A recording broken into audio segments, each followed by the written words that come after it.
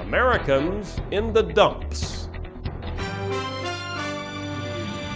Americans are in a very dour and sour mood, a malaise, as it were. Let's look at two key indicators. Are you satisfied or dissatisfied with the way things are going in the U.S.? Just 24% of Americans now tell us they are satisfied. Last month it was 25%. We can go back to last year at one point.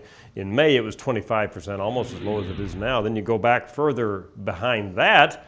You have to keep going and going and going. We go all the way back to 1996. We did have another time when it was 24%. That was in January of that year. Technically, in other words, satisfaction with the way things are going in the U.S. has not been this low since January of 1996, over a decade ago, although it's been close to that low at a couple of times since.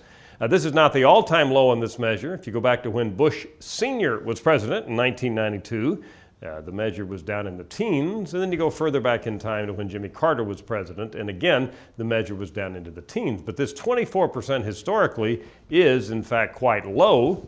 In recent years, the high point was reached back in the middle of the dot-com boom in 1999, when for a couple of measures we had 70% plus of Americans who were satisfied.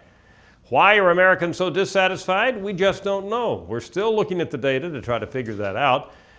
What we know is, when we ask Americans about the most important problem facing the country, it is Iraq.